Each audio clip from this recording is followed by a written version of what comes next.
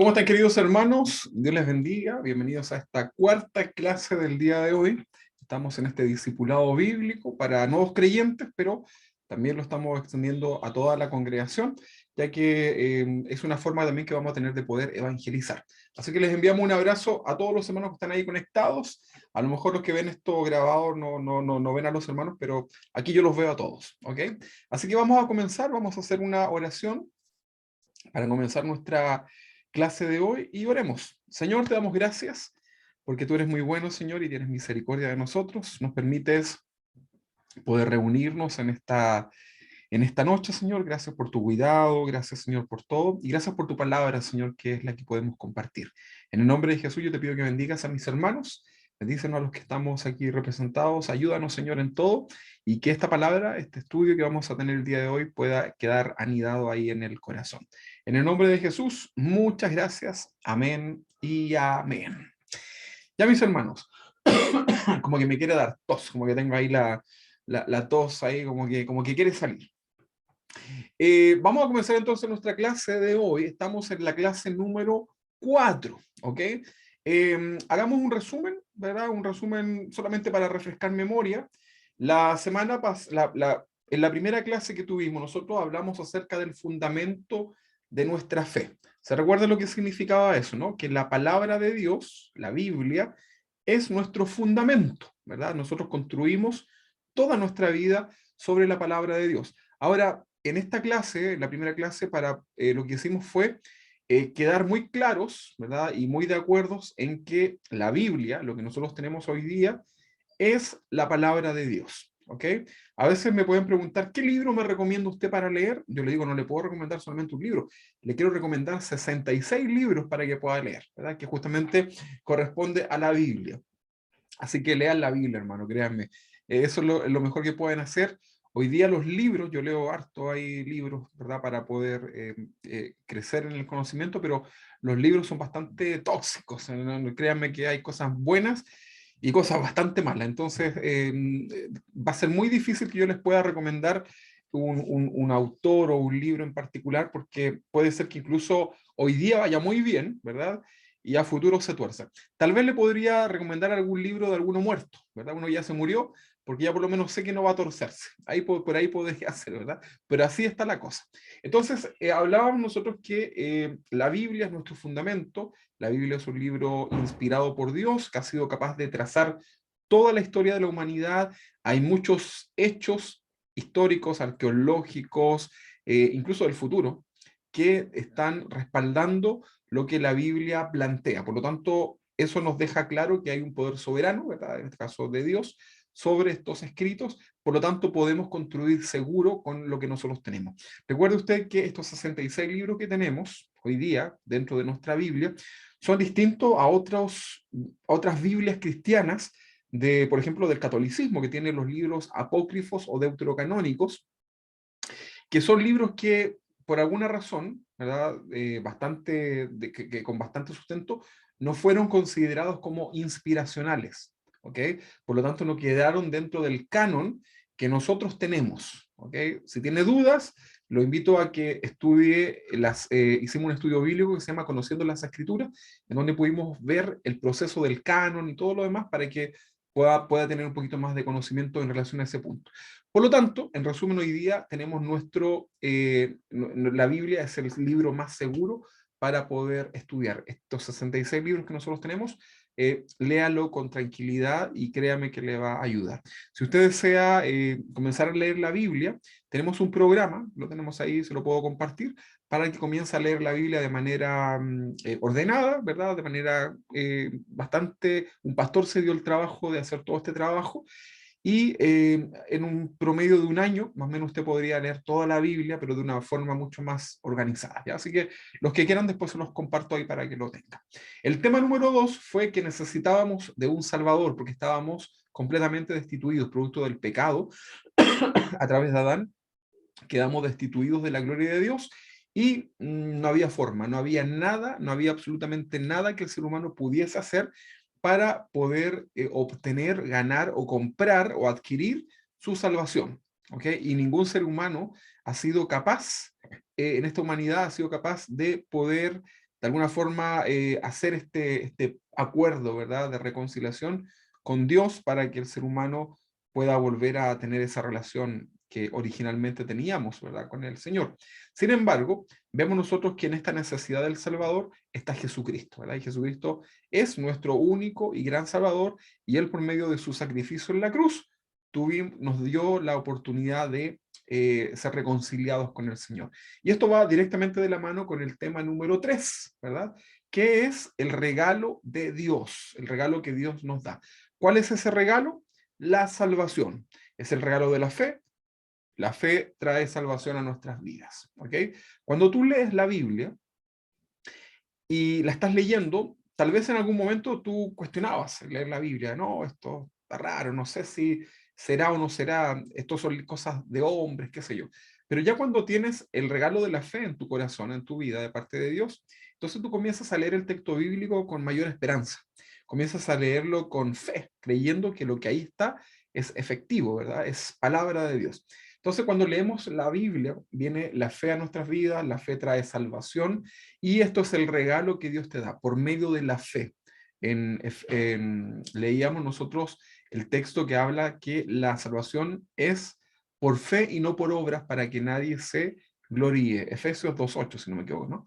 Entonces, tenemos este texto, este regalo de parte del Señor, y es algo que el Señor te entrega solamente por creer, ¿verdad? Solamente por creer. Tú vas a morir probablemente en algún pecado que no alcanzaste a confesar, que no alcanzaste a resolver, pero ahí está tu salvación. El tema es, en relación a esto, del regalo de la salvación, el tema es no practicar el pecado, pero eventualmente, lamentablemente por nuestra naturaleza, vamos a caer, ¿verdad? Y el día que a lo mejor muramos, probablemente tengamos algún pecado que no resolvimos, ¿verdad?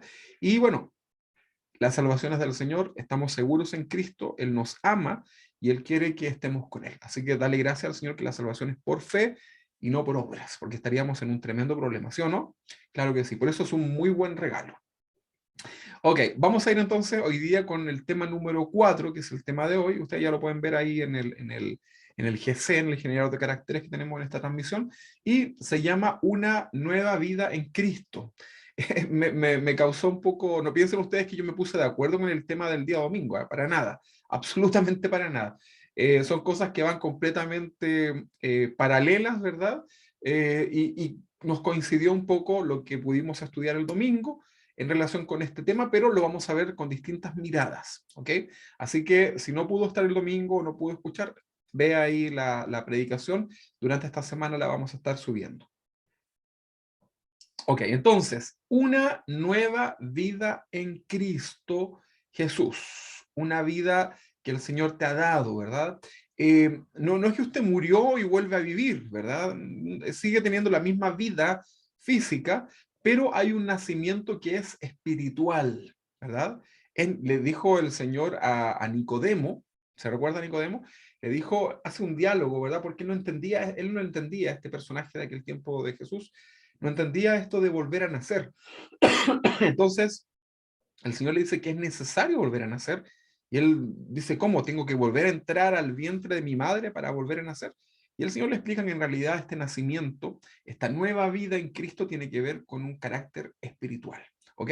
Vamos a leer entonces un pasaje que está en la primera carta a los Corintios, el apóstol Pablo la escribe, Primera de Corintios, capítulo 5, en el versículo 17, lo vamos a leer. Y es un pasaje que probablemente ustedes lo conocen, ¿no? Lo vamos a poner ahí más grande. Perdón, dice, de modo, de modo que si alguno está en Cristo, ¿ok? Le hago la pregunta a todos ustedes que están aquí conectados. ¿Alguno de ustedes está en Cristo? Ok, entonces dice, de modo que si alguno está en Cristo, nueva criatura es. ¿Qué es lo que somos? Una nueva criatura. Al estar en Cristo, al creer en Cristo, somos una nueva criatura. ¿Qué significa esto? Lo explica acá el texto. Hay un punto y una coma. Dice que las cosas viejas pasaron, ¿verdad? Las cosas viejas pasaron. He aquí, todas son hechas nuevas. Entonces dice acá el texto que las cosas viejas quedaron atrás pasaron, ¿verdad?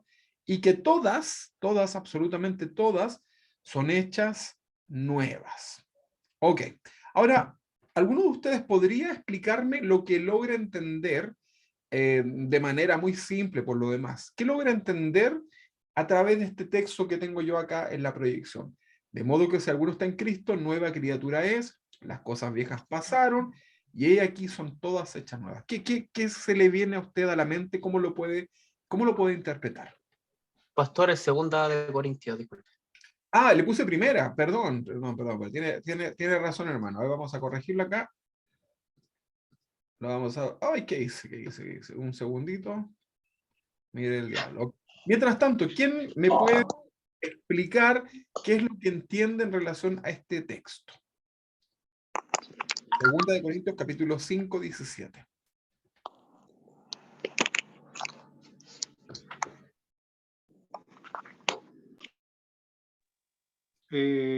Según mi percepción, es que cuando vivíamos, bueno, antiguamente vivíamos en pecado, hoy, ya que conocimos a Cristo, o estamos conociendo a nuestro Señor Jesucristo, el pecado ya ha ido desapareciendo en cada uno de nosotros. Ok, dice acá, ok, el hermano me explicó, me dice que ahora que estamos en el Señor, hemos comenzado a dejar el pecado, ¿verdad? A dejar el pecado de lado. La pregunta, hermano Pedro, a ver, le hago una pregunta a usted. ¿Usted dejó completamente todo el pecado? No, no. ¿Hay pecados todavía? ¿Podría usted compartirnos algún? No, mentira, no le voy a pedir eso. Efectivamente, todavía tenemos pecado. Ok, lo que quedó atrás es la condenación. ¿Ok? Ok, ya quedó atrás la condena que había en nosotros. ¿Se recuerdan el texto que está en Colosenses que dice que el Señor anuló el acta del decreto que había en contra de todos nosotros, ¿verdad? En la cruz. Lo exhibió ante principados, potestades, lo que cantábamos también el domingo, ¿verdad? Que está inspirado en este texto bíblico. Entonces, nosotros nos damos cuenta que en el Señor todas las cosas son hechas nuevas, como decía nuestro hermano Pedro, ¿verdad? Tenemos como una nueva oportunidad en el Señor, ¿ok? Las cosas son hechas nuevas y lo que es borrado, lo que es quitado de nosotros es la condenación del pecado, ¿verdad? Y somos una nueva criatura, ¿verdad? O sea, ahora tenemos una nueva naturaleza, también podemos decir eso, ¿verdad? Las cosas viejas pasaron y aquí son todas hechas nuevas. Porque fíjense que en este tema de la vida nueva en Cristo, y en base a este texto, podemos decir que Dios nos ha dado una nueva oportunidad para ser reconciliados con Él. Recuerde que antiguamente no había posibilidad, ¿ok? Y a través de Jesús, hoy día tenemos la oportunidad de ser reconciliados con Él, de tener acceso nuevamente al lugar donde Él habita. ¿Cuál es el lugar donde Él habita? Es su reino, el reino de Dios, ¿verdad? Hoy día es un reino celestial, en algún momento incluso ese reino estará instaurado acá en la tierra durante el milenio, ¿ok? Durante 1000 años el Señor pondrá su reino en esta tierra para gobernarla con justicia, ¿verdad? Va a ser, no vamos a tener problema esto de que el presidente no nos salió a dar la cara y todas estas cosas que hay hoy día dando vuelta, ¿verdad? Estos problemas, corrupciones, no vamos a tener esos problemas, sino que vamos a tener un reinado por parte de Jesucristo en esta tierra durante 1000 años en donde el Señor, de alguna forma, nos va a mostrar cómo es realmente lo que Él quería. Yo quiero estar ahí, ¿verdad? Yo quiero pertenecer a ese reino y ya lo somos, ¿ok? Por medio de la fe. Entonces, recordemos que la salvación es por fe y no existe nada que usted y yo podamos hacer para ganarla, porque todo lo hizo el Señor al morir en la cruz. Como decíamos con nuestro hermano Pedro, nuestros pecados fueron perdonados, ¿ok? Fueron olvidados por Dios. ¿Cuántos pecados? Todos.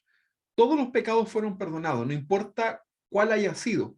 El asesino más cruel de la humanidad, si tiene un corazón rendido delante del Señor y se arrepiente, aunque muera en la silla eléctrica, ese hombre tiene salvación. ¿Qué le parece? Es fuerte, ¿no? Pero así son las cosas en el reino de Dios, ¿verdad? El Señor tiene la capacidad de perdonar tal vez lo que nosotros no somos capaces de perdonar. Dios sí lo puede hacer. Eso es por su capacidad de amar, por su capacidad de cumplir su palabra también, ¿verdad?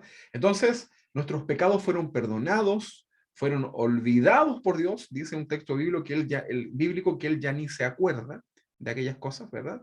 No es que no se acuerde, ¿eh? No vaya a pensar usted, pero es una forma retórica de poder decir que no los va a volver a traer a memoria como lo podemos hacer nosotros, ¿verdad? Pero el Señor nos ha perdonado, ¿verdad? ¿Cuánto se te perdonó? A algunos se le ha perdonado más, a otros se le ha perdonado menos, pero la recompensa es la misma. ¿Se recuerdan ustedes un pasaje? Hay una historia en los evangelios, una parábola de los trabajadores, ¿recuerdan?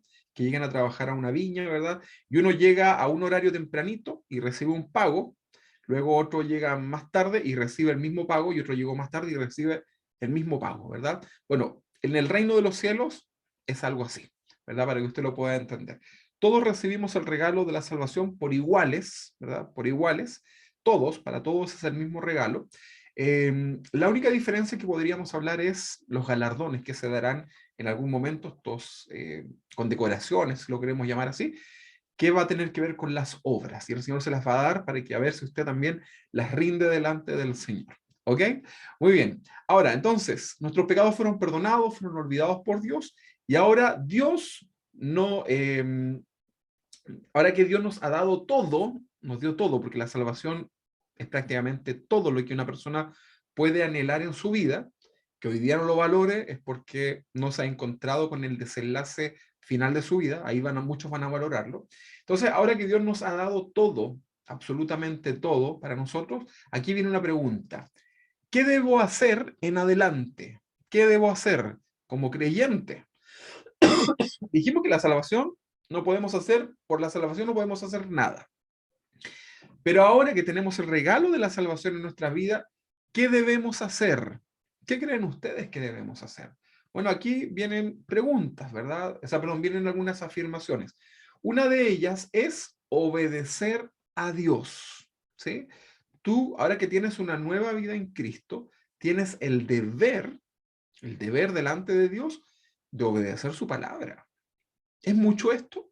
¿Será como, no sé si usted ha visto, por ejemplo, que ha escuchado que tal persona se ganó un tremendo premio, ¿verdad? Imaginémonos algo, no lo tengo en este momento ningún ejemplo, se ganó un tremendo premio y al momento de poder utilizarlo, resulta que tenía muchas cláusulas que finalmente no le permitían usarlo, ¿verdad? Y usted dice, ah, pero qué injusto, ¿verdad? Qué injusto que le den un premio y le pongan después tanta traba para poder usar ese premio. No sé, por ejemplo. Pero pensemos en el regalo de la salvación. En relación a esto, ¿qué debo hacer? Yo dije, primer punto, obedecer a Dios. ¿Será mucho para nosotros, después de haber recibido la salvación de nuestra vida eternamente, el regalo de la salvación, será mucho o será injusto que Dios nos pida que obedezcamos su palabra? ¿Qué creen ustedes, hermanos? ¿Qué me dicen ustedes? ¿Será mucho? No, ¿verdad? No, está bien, ¿verdad? Otra cosa que Dios nos pide, ahora en esta nueva vida que tenemos en Cristo, es que nosotros debemos vivir conforme a lo ordenado con Dios, que tiene que ver con obedecerle a Dios. ¿Ok? O sea, usted tiene que comenzar a vivir su vida conforme a lo que Dios ha establecido, ¿verdad? Usted ha creído, recibió el regalo de la fe, o sea, el regalo de la salvación en su vida, y ahora lo que usted debe hacer es obedecer a Dios, comenzar a vivir una vida conforme a lo ordenado por Dios. O sea, hay cosas que nosotros sí debemos hacer, ¿verdad que sí? Porque a veces lo dejamos como todo a Dios. Señor, quítame esto que siento, ¿verdad? Que me impulsa al mal, ¿verdad? Que me lleva a robar, que me lleva a tener malos pensamientos, a ser egoísta, a robar, lo que sea, ¿verdad? Y le echamos la culpa, la responsabilidad se la dejamos a Dios, o le echamos la culpa al diablo, o le echamos la culpa al mundo, que este mundo está tan malo, por eso yo soy tan malo. Entonces, hay que tener cuidado, ¿verdad? ¿Qué cosa hago después de tener esta vida en Cristo? Comienzo a obedecer la palabra de Dios, comienzo a vivir ahora una vida conforme al ordenado por Dios, y también, junto con todo lo anterior, esto también se traduce como servir a Dios con mi vida. O sea, yo como creyente debo estar dispuesto a servir a Dios. toda la Biblia nos enseña que el discípulo de Dios es un servidor, ¿verdad? Somos servidores del Señor.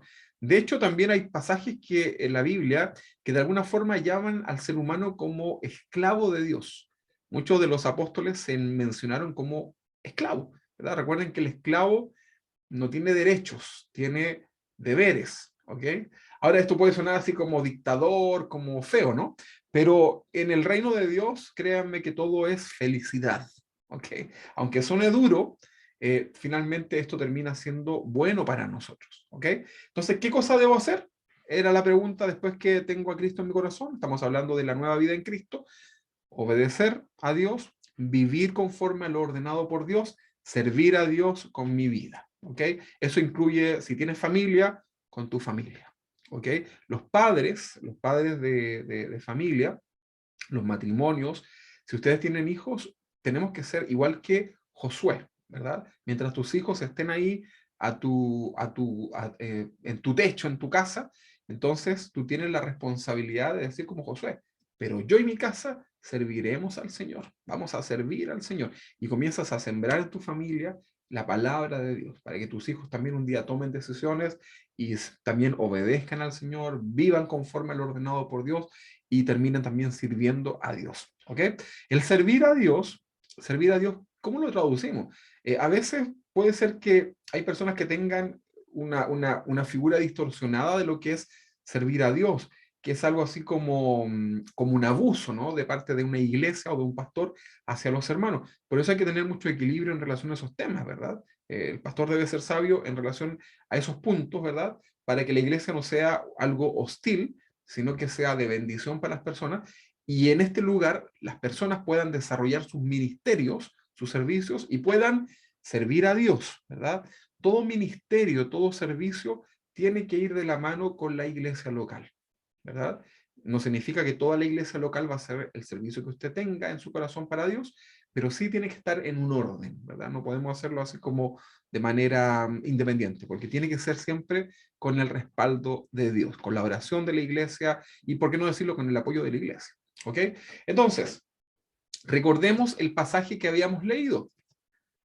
De modo que si alguno está en Cristo, nueva criatura es, las cosas viejas pasaron, y he aquí son todas hechas nuevas. ¿Ok?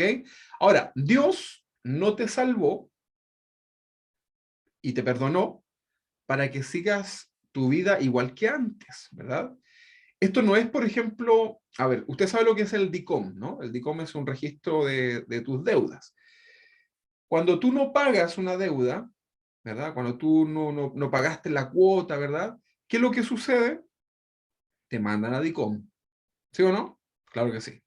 Entonces, si te mandan a DICOM y luego, por alguna razón, tú puedes resolver tu tema y pagas tu deuda y te borran de ese registro de DICOM, es para que tú sigas, es para que tengas derecho a volver a no pagar lo que debes. No, ¿verdad? La idea es que te ordenes y uno va a tratar de vivir ordenadamente para no volver a caer en ese registro, ¿verdad? Entonces, en el caso del cristiano, es un ejemplo muy doméstico, pero en el caso del cristiano, usted debe saber que Dios no te perdonó los pecados, ni te limpió de tus pecados, para que tú ahora que tienes tu vida limpia delante de Dios, sigas siendo igual o incluso peor que antes. No, eso no es así, ¿verdad? No debemos transformar el favor de Dios ni el amor de Dios en un aprovechamiento o, como dice el texto bíblico, en un libertinaje. No, ¿verdad? El Señor no te limpió para poder seguir pecando más, ¿verdad? Los griegos, en la cultura griega, por ahí, lograron entender un poco por ahí de manera descontextualizada, ellos entendían el evangelio así, ¿eh? Ellos decían, bueno, si, si pecamos más se nos perdona. Y es como que se sentían más cerca de Dios, ¿verdad? Otros, también los griegos, decían, es que lo que nosotros pecamos con la carne, ¿verdad? Con el cuerpo, y en el corazón seguimos amando a Dios. Y lo que a Dios le interesa es el corazón, y no la carne, porque la carne va a morir y la carne va a volver a la tierra, ¿verdad? Entonces, no hay problema de pecar con la carne, ¿verdad? Entonces, ¿creen ustedes que será un razonamiento correcto eso? La verdad que no, ¿verdad? Entonces, si tenemos una nueva vida en Cristo, si Dios te ha perdonado en tu vida, en tus pecados, cual sea, no es para que tú vuelvas a seguir pecando o hacer o tengas más cupo disponible para pecar. Para nada. Perdón. No es para eso, ¿verdad? Sino que es para que con tu vida, ¿verdad? A través de la obediencia, del orden de Dios en tu vida, comiences a demostrar, ¿verdad? Que Cristo realmente vive en ti y no transformar esta gracia, este favor inmerecido, en un libertinaje. ¿Ok? Entonces, vamos a seguir hablando acerca de esto. Somos nosotros capacitados. Cuando tú tienes a Cristo en tu corazón, ahora tú estás capacitado para honrar a Dios. Estás capacitado. Vamos a leer un texto que está en Romanos capítulo 6, versículo 18. Romanos 6, 18. ¿Qué es lo que dice? Aquí está. Dice, esto es la traducción al lenguaje actual, ¿ok? Dice, ahora ustedes se han librado del pecado, ¿ok? Se lo sacaron de encima. Y están al servicio de Dios para hacer el bien. Lo deja muy claro establecido acá la carta de los Romanos, ¿verdad? Capítulo 6, versículo 18, en esta traducción. Ustedes han sido liberados del pecado, librados, y están ahora al servicio de Dios. ¿Para qué? Para hacer el bien. Eso es lo que tú debes hacer, eso es lo que yo debo hacer.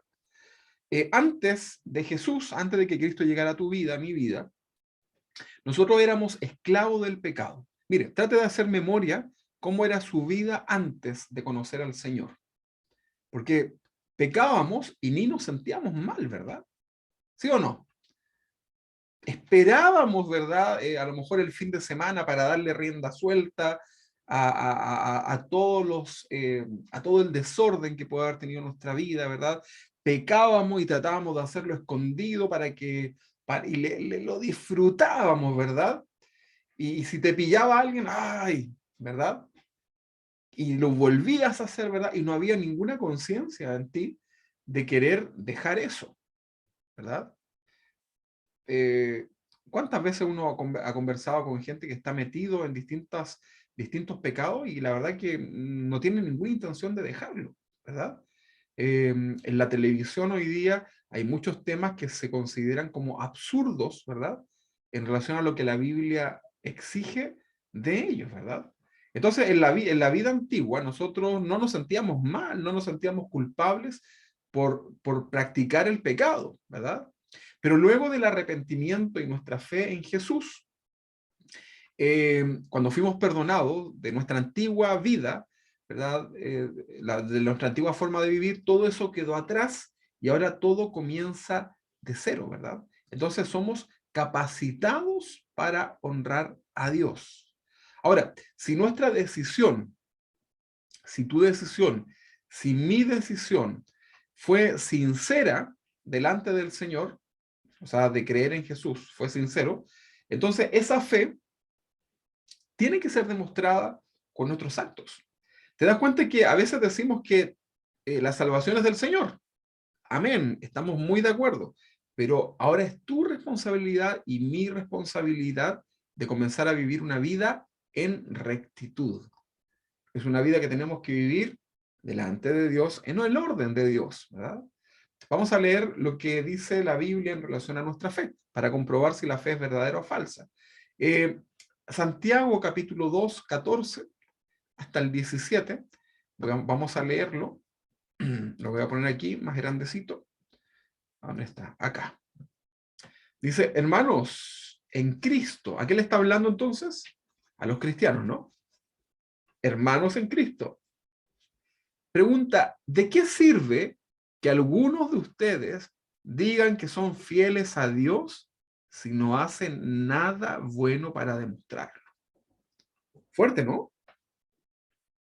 Es fuerte esto y también es muy real hoy día, ¿no? No piense usted que esto es del día de 2000 años atrás. conoce gente que se dice ser cristiana, pero que niega con su fe, con sus actos, con su testimonio, niega al Señor. Que usted dice, no puedo creer que seas cristiano. No puedo creer que digas que quieres hacer la voluntad de Dios y mira cómo te comportas, mira las cosas que anhelas, mira lo que haces. Probablemente conocemos más de alguno por ahí, ¿no? Bueno, entonces, acá está diciendo, hermanos en Cristo, ¿de qué sirve que algunos de ustedes digan que son fieles a Dios si no hacen nada bueno para demostrarlo? ¿De qué sirve? Solamente sirve de piedra de tropiezo para que otras personas no quieran acercarse a Dios. ¿Ha escuchado alguna vez alguna persona que diga algo así como, yo no quiero acercarme a la iglesia ni nada porque los cristianos son todos unos farsantes, ¿verdad? O los pastores son todos unos sinvergüenzas? Y comienzan a, bueno, a justificarse generalizando, pero créame que de aquí también hay algo que aprender, ¿verdad? El ser piedra de tropiezo por el mal testimonio. Por eso este hermano tiene que ser un buen testimonio.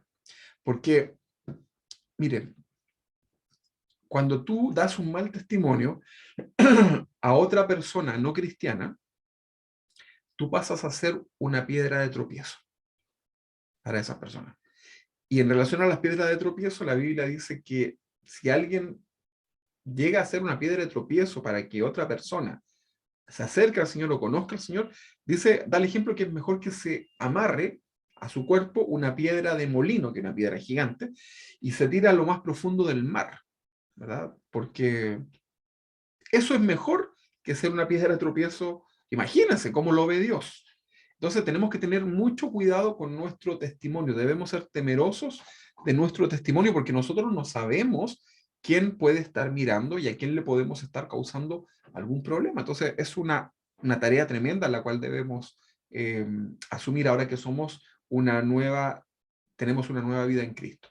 Entonces, acá dice, el texto bíblico, lo vuelvo a poner acá grande, dice, hermanos en Cristo, ¿de qué sirve que algunos de ustedes digan que son fieles de Dios si no hacen nada bueno para demostrarlo? Así no se van a salvar. ¿Por qué? Porque esa fe es falsa. La fe sin obras es muerta. Si una persona que se dice ser cristiana no tiene cambios en su vida, cambios mínimos, esa fe es una fe estéril, es una fe muerta. No es una fe que provenga del Señor. Tal vez sean puros religiosidad, no sé, confusión, ¿verdad? En la vida de esa persona. Pero la fe verdadera lo que produce es cambios en sus vidas. Nuestra vida tiene que estar constantemente cambiando. Analicemos nuestra vida. ¿Cómo estamos? A ver, ¿hay algo que todavía falte porque Dios trate? La pregunta es, eh, ¿por qué eso no ha sucedido si llevamos tanto tiempo en los caminos del Señor? Ahí hay que preguntar, ¿verdad? ¿Qué pasa? A lo mejor es el corazón duro que no quiere avanzar en eso. Versículo 15. Si algún hermano o hermana de la iglesia, o sea, está hablando de los cristianos, no tiene ropa ni comida, y tú no le das lo que necesita para abrigarse y comer, de nada sirve que tú le digas que te vaya bien, abrígate y come hasta que te llenes, ¿verdad? O sea, ¿qué debes hacer con tu hermano? Ojo que dice acá, con tu hermano. ¿Qué tienes que hacer si lo ves en necesidad? Ayúdalo. Si tienes la posibilidad de ayudarlo, ayúdalo, ¿verdad? Ahí no necesitas que yo te aconseje, ni necesitas tanta oración. Simplemente, si tienes la posibilidad, ayúdalo. Versículo 17. Lo mismo pasa con la fidelidad a Dios. De nada nos sirve decir que le somos fieles si no hacemos nada que lo demuestre. Esa clase de fidelidad está muerta. O sea, está hablando que nuestra vida y nuestra fe tiene que ir de la mano con hechos, testimonio, ¿verdad? Estilo de vida. Hay un sinfín de cosas que debemos hacer. Ahora, el apóstol Pablo es muy enfático en relación a este tema de la nueva vida en Cristo, ¿verdad? Entonces es importante, hermano, que nosotros podamos reflexionar acerca de esto. Voy a leerles un texto que está en Efesios capítulo 4, versículo 17 en adelante. Y justamente nos habla de una nueva vida. Acá el apóstol Pablo nos enseña en cómo debemos vivir esta nueva vida en Cristo, cómo la debemos vivir. ¿Ok? Entonces, vamos a poner acá el texto, lo vamos a ir leyendo y lo vamos a ir comentando. Dice así, el versículo 17 al 19. Ahora, Efesios 4, 17. Ahora les pido, de parte del Señor Jesús, que ya no vivan como los que no conocen a Dios. ¿Cómo viven los que no conocen a Dios? Ya lo hemos analizado.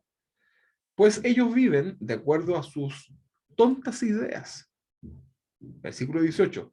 Son gente ignorante, o sea, que no saben, y terca, porque tienen el corazón duro, que no entienden nada. Y por eso no disfrutan de la vida que Dios da. Recuerde que a ellos también Dios les da la vida, ¿o no? A las personas no cristianas, ¿quién les da la vida? Dios, ¿verdad? Es Dios, no se las da el diablo. Una cosa es que estén bajo el reino de Satanás, al no estar en el de Dios, pero otra cosa es quién les da la vida, ¿verdad? Solo Dios tiene esa posibilidad, para que no se confundan. Entonces, el versículo 19 dice que han perdido la vergüenza, se han entregado totalmente a los vicios y hacen toda clase de indecencias. ¿Qué le parece a eso? ¿Está de acuerdo con eso, no? Eso puede ser que describa a gente que le rodee. Ahí a lo mejor compañeros de trabajos, gente que usted conoce por ahí, ¿verdad? Que no son cristianos y que tienen una forma muy desordenada de vivir, ¿verdad? Entonces, esas personas son ignorantes de la palabra de Dios y viven una vida triste, ¿verdad? Usted los va a ver muy alegres, ¿verdad? Ahí de fiesta en fiesta, con drogas, excesos, ¿verdad? Hombres, mujeres, qué sé yo, pero esas personas en el fondo de su corazón, cuando se encuentran con su realidad, están vacías, ¿verdad? Entonces buscan de alguna forma en su vida tratar de llenarlo con estos excesos, ¿verdad? Pero no son personas felices, ¿verdad? Es cosa que tú comiences a hablar con ellos detenidamente un ratito. Mira, haz el ejercicio y te vas a dar cuenta que hay mucha tristeza en sus corazones. Y van a buscar de alguna u otra forma tratar de llenar eso, ¿verdad?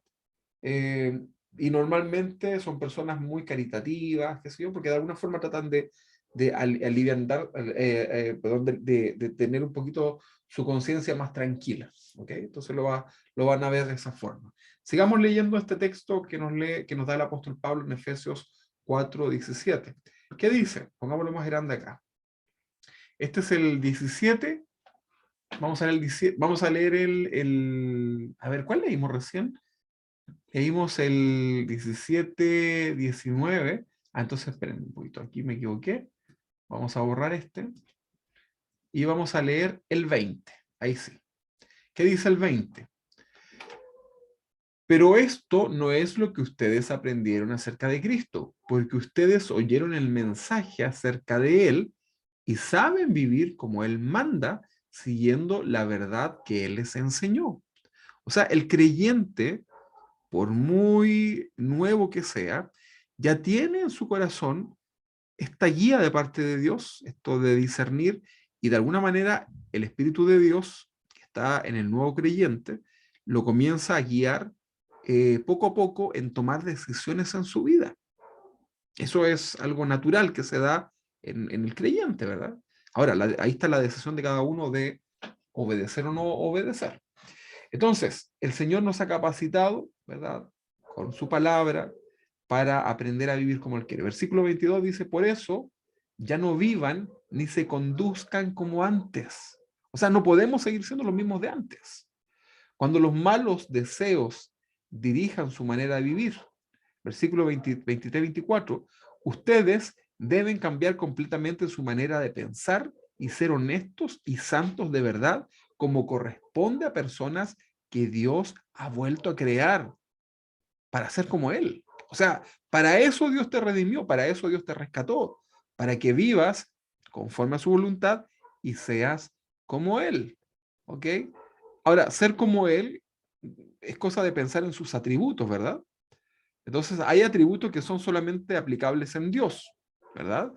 Pero hay atributos, la mayoría, son atributos que tú también puedes tener en tu vida, porque hemos sido creados a imagen y semejanza de Dios. ¿Ok? Entonces, Dios te da este regalo de la salvación para que tú comiences ahora a vivir y aparecerte a tu Padre Celestial. ¿Ok? Sigamos leyendo entonces. Ahora, una acotación, una aclaración. Cuando vemos nosotros acá que, a ver, voy a ponerlo un poquito más grande. Acá vemos nosotros que tenemos el versículo 23 y 24. ¿Se dieron cuenta? Que van como pegaditos. Ok, y es como que faltara un versículo, ¿no? Pero lo que hacen estas traducciones, por ejemplo la TLA, es que para que haya una mejor comprensión, unen el versículo 23 y 24 y hacen una sola frase. ¿Ok? Es solamente eso, para que no se, por si de pronto se confunden y pueden pensar que la TLA borró el versículo 23, ¿ok? No, no es eso. Lo que pasa es que juntó el 23 y el 24 para hacer una sola frase, ¿verdad? Con mejor lectura. ¿Ok? Muy bien, sigamos entonces. Versículo 25. Por eso ya no deben mentirse los unos a los otros. Mira, acá ya tenemos un ejemplo de lo que es la vida cristiana. Y llega el esposo del trabajo, ¿verdad? Y la esposa le dice, hola amorcito lindo, precioso, ¿cómo te fue hoy día en el trabajo? Y el marido le dice, bien, pero resulta que le fue mal. ¿Cómo se llama eso? Se llama mentira, ¿verdad? Y almorzaron ya. Llegó ahí usted de pronto a algún lugar, ¿verdad? Y almorzó, ¿no? Sí, sí almorcé. Y resulta que no había almorzado y usted por ser educado, por no molestar, mintió. ¿Te das cuenta que el tema eh, puede ser complicado, ¿no? Entonces, por eso, dice el texto, el versículo 25, ya no deben mentirse, ¿verdad? Ya no deben mentirse unos con otros. Todos nosotros somos miembros de un mismo cuerpo, así que siempre digan la verdad. ¿Ok? Siempre, siempre, hermano, digan la verdad. Hay que tener mucho cuidado porque hay mucho cristiano mentiroso. ¿Ok? Y eso es lamentable. Entonces, tenemos que nosotros hablar con la verdad. Una frase muy común del pastor con los hermanos es, hermano, por favor, hábleme con la verdad. Porque a veces es evidente que están mintiendo, hábleme con la verdad. Entonces, los cristianos también mienten, pero eso no debe ser así, ¿verdad? Entonces, ahí hay algo que debes hacer. Pregunta, ¿quién debe hacer esto? ¿Quién debe dejar de mentir? Nosotros, ¿verdad? No es ni el diablo, no son los demonios, no son tus vecinos, eres tú, ¿verdad? Eres tú el que debe comenzar a decir la verdad y comenzar a poner en práctica lo que debes hacer. Eso es la vida nueva en Cristo. ¿Ok? Vámonos al versículo 25, 26 y 27. ¿Qué dice? Voy a poner ahí más grande. Si se enojan, ahí los enojones, no permitan que eso los haga pecar. ¿Ok? Porque, hermanos, una cosa es enojarse, ¿verdad? Que algo te enoje, y otra cosa es que algo te enfurezca, ¿verdad? Entonces, usted tiene que tener cuidado con eso y tener dominio ahí de su temperamento, ¿ok?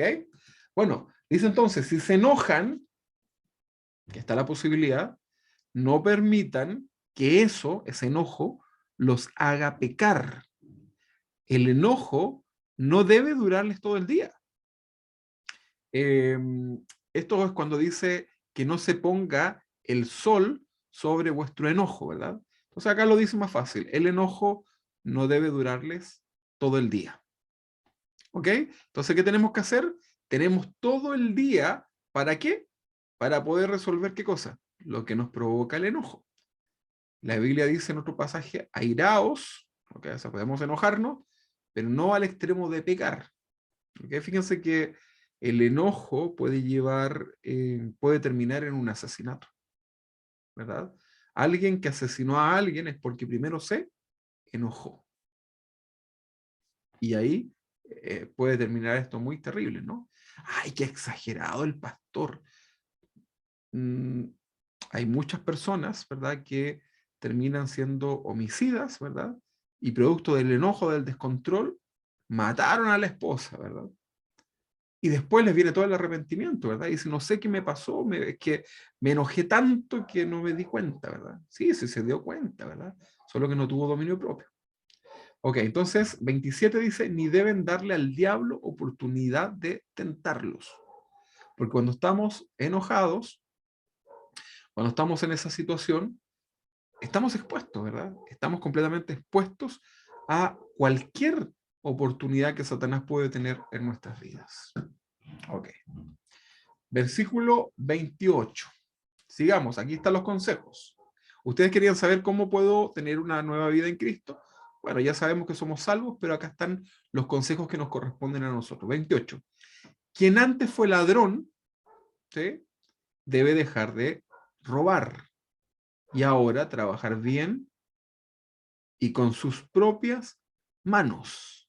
Así tendrán dinero para ayudar a las personas necesitadas. O sea, el que ayuda a las personas necesitadas es porque ya tiene también para él, ¿no? Ok, entonces, quien antes fue ladrón debe dejar de robar. Ser ladrón probablemente es una palabra fuerte, ¿verdad? A ninguno de nosotros nos gusta que alguien nos diga ladrón, ladrona. Hoy que ladrón el hermano, hoy que ladrón el hermano. Pero fíjate que sí, sin darnos cuenta, o a veces dándonos cuenta, pero normalizando ciertas situaciones, podemos estar robando. Puedes estar robando, ¿verdad? Entonces, hay que tener cuidado con eso, porque no nos damos cuenta. O sí nos damos cuenta, ¿verdad? Ahí usted tiene que sopesar, ¿verdad? Pero lo que no es nuestro, no es nuestro, ¿verdad? Entonces, tenemos que tener cuidado en muchas áreas. Si ser un ladrón no es solamente que usted se ponga una cambucha y salga con un saco en la noche a saltar las rejas de las casas. Hay muchas formas de poder robar, ¿ok? Ahí se lo dejo para que podamos analizar esto. Sigamos. Versículo 29, ¿qué dice? No digan malas palabras. No digan malas palabras. Al contrario, digan siempre cosas buenas que ayuden a los demás a crecer espiritualmente. Por eso es muy necesario, puede ser muy necesario que los demás crezcan, ¿no? Entonces, decir malas palabras no solamente es decir groserías, ¿ok? No está hablando de las groserías que existen en un país, está hablando de cualquier comentario que pueda ser eh, malo, ¿verdad?, hacia otras personas.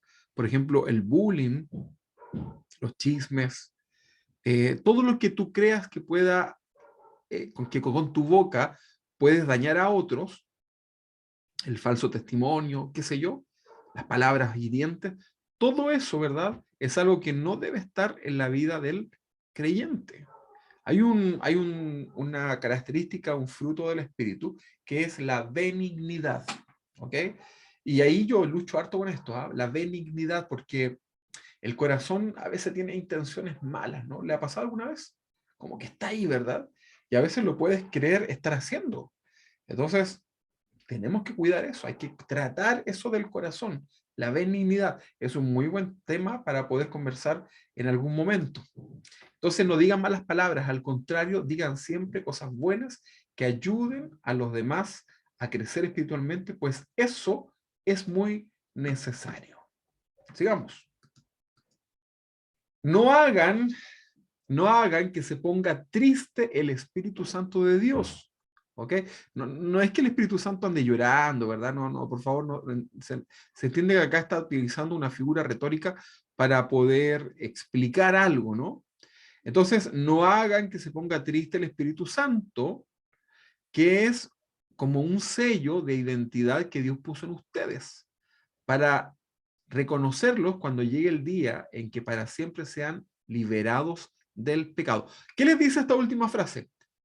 Para reconocerlos cuando llegue el día en que para siempre sean liberados del pecado. ¿Qué les dice esta frase? A ver si alguien me la puede explicar en base a lo que entienda. ¿Qué significa esto?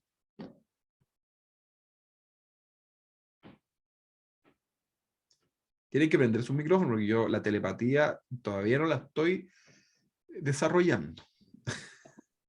La redención, está hablando del arrebatamiento, ¿no? Sí, pero más que el desenlace del arrebatamiento. Mire, se lo voy a leer de nuevo. Dice, ¿dónde está? Para que cuando llegue el día en que para siempre sean liberados del pecado. Liberados del pecado. Fíjense en esta última frase. ¿Qué les dice esta última frase? ¿Qué significa liberado? Librado.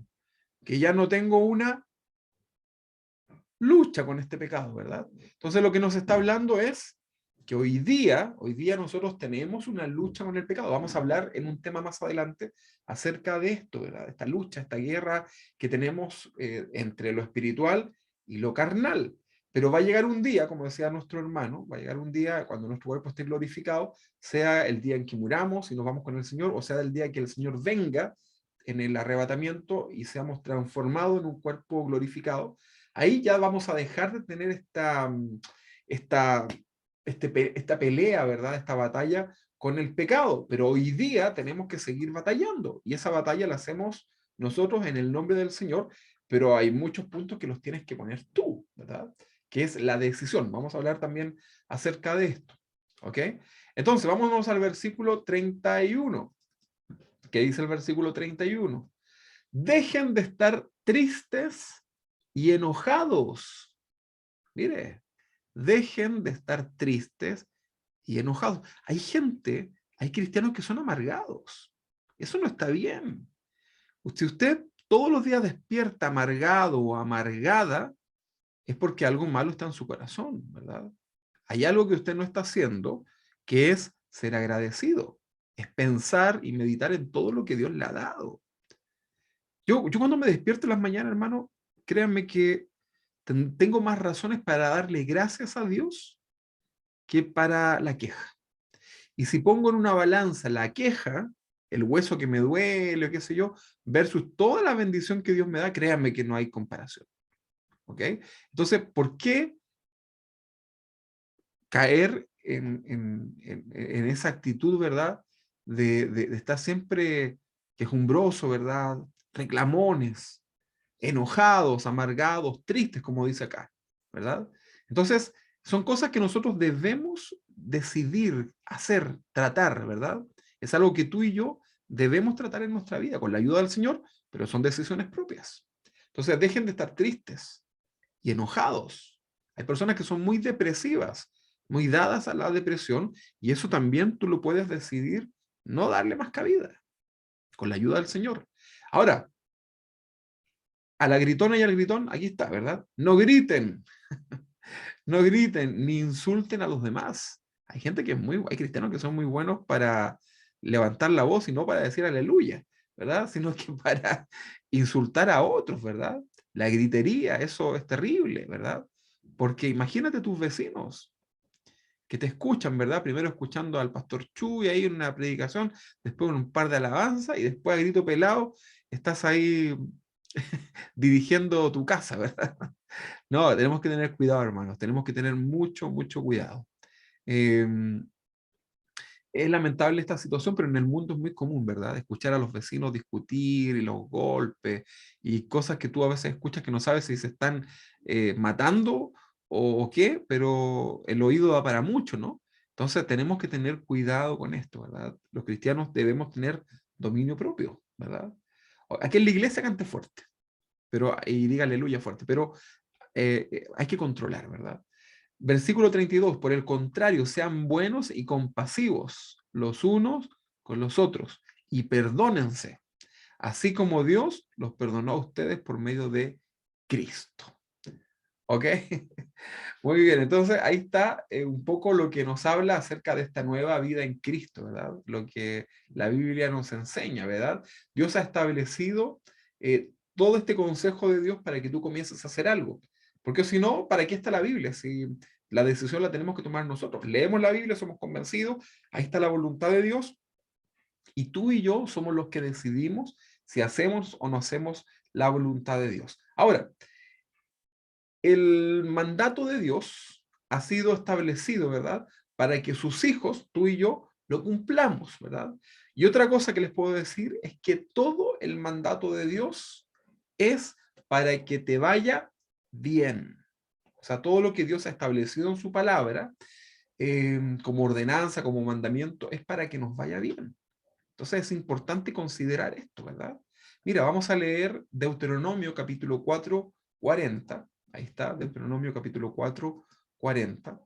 Dice así: y guarda sus estatutos y sus mandamientos. Está hablando de lo que Dios, la ley de Dios, ¿no? Los mandamientos. Los cuales yo te mando hoy, ¿para qué? Para que te vaya bien. ¿A quién?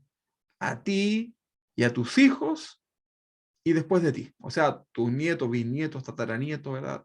Tus generaciones. Y prolongues tus días sobre la tierra que Jehová tu Dios te da para siempre. Leámoslo de nuevo.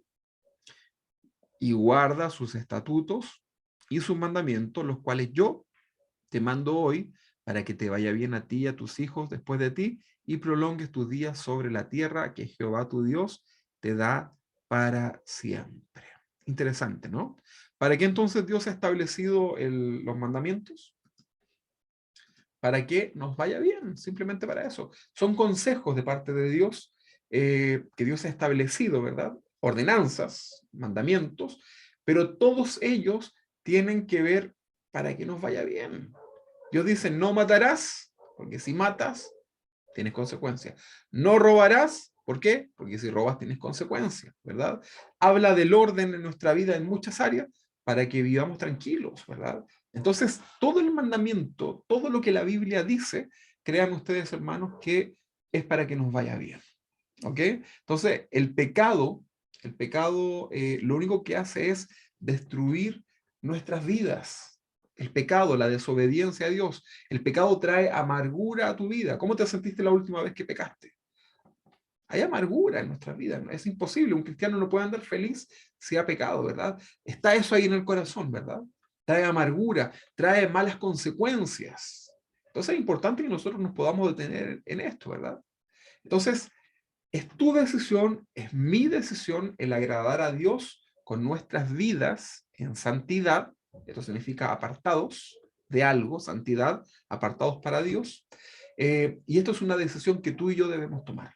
Recuerda que Dios te ha capacitado para que ahora no vivas como esclavo del pecado, sino que ahora tú puedas vencer ese pecado, ¿verdad? Con la autoridad espiritual que Dios te ha dado, y te ha capacitado Dios para que ya no seas un esclavo de aquello. ¿Ok? Vamos a leer 2 de Timoteo capítulo 1, versículo 7. ¿Qué es lo que dice? Porque no nos ha dado Dios espíritu de cobardía, sino de poder, ¿ok? No estamos hablando de superpoderes, ¿ok? Un espíritu de poder, un espíritu de amor y de, acá este me interesa, dominio propio. No como alguien dijo por ahí, de demonio propio. No, no, no, no. Dominio propio. ¿Qué significa? ¿Qué entienden ustedes, hermanos? Si alguien me lo puede explicar así brevemente. ¿Qué es lo que entienden ustedes por dominio propio? ¿Qué les dice esta palabra, dominio propio? Controlarnos en las situaciones diarias.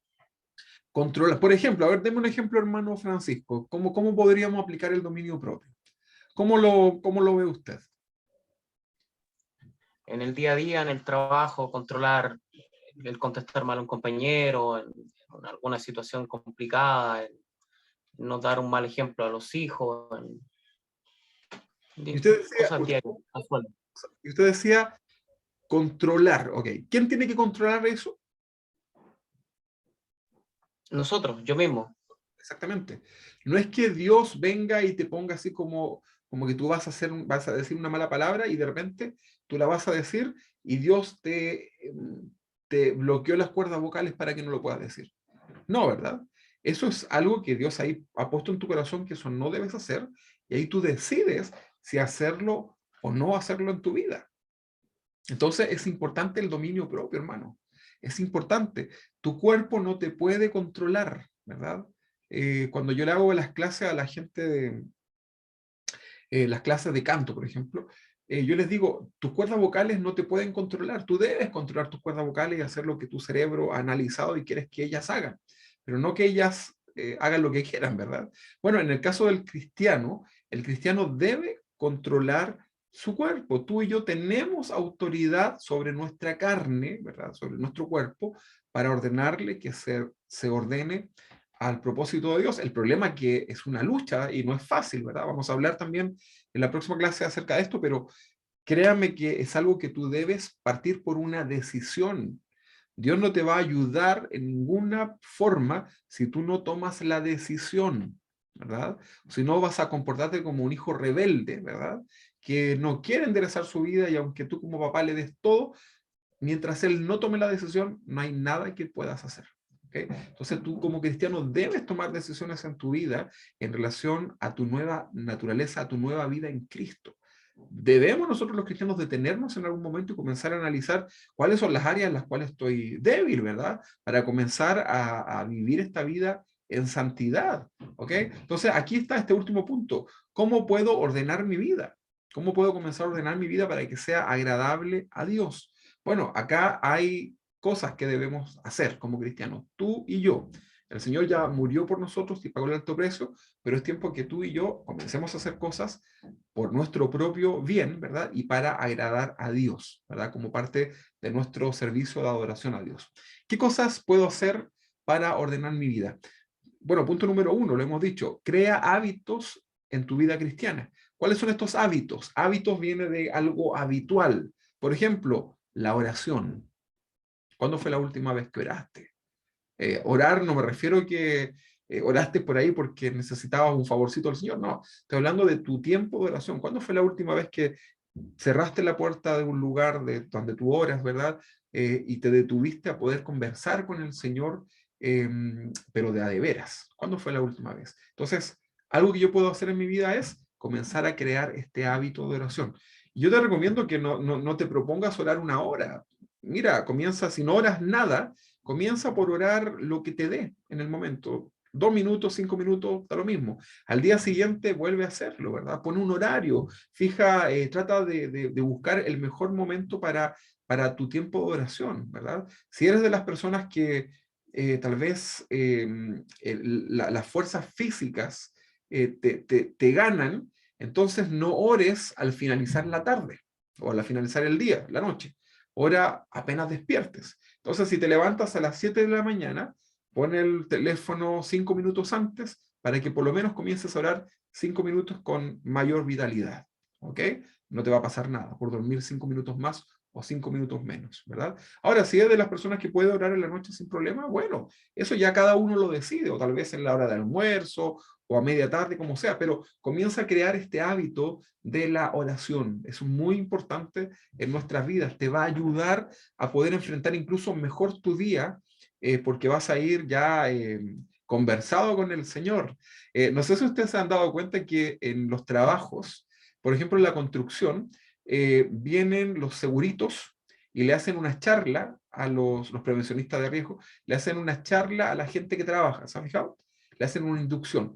En ventas, todos los días debiese haber una especie de reunión con los vendedores, ¿okay? Para subirles el ánimo, aconsejarlo y que les vaya bien.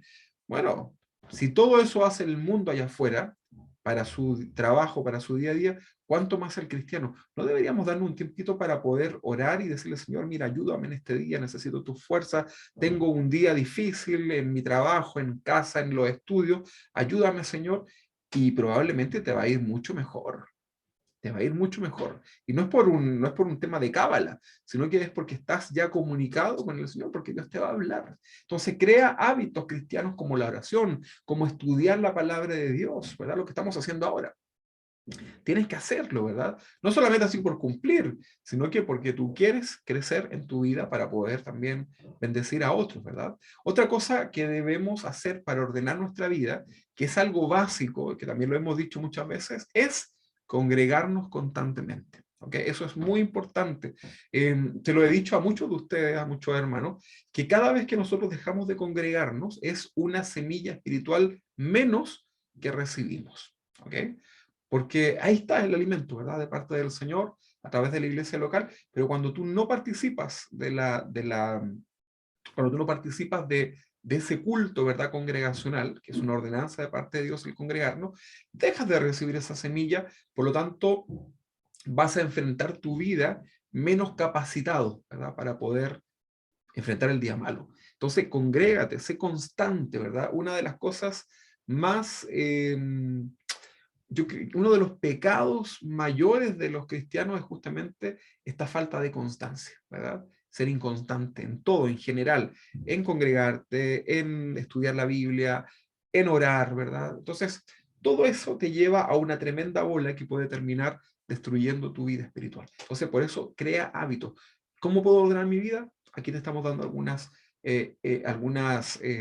ideas para que tú comiences a tomarlas en tu vida. Parte de una, luego agrega otra, no trates de hacer todo tanto rato. Si vas a pertenecer a una iglesia y si te vas a congregar, tienes también que dejarte pastorear, porque nos ha tocado gente que no quiere dejarse pastorear, ¿verdad? Pero quieren pertenecer a la iglesia, pero no se quieren dejar pastorear. Entonces, ¿cómo? ¿Verdad? Nosotros no podemos obligar a las personas a ser pastoreadas, es imposible, ¿verdad?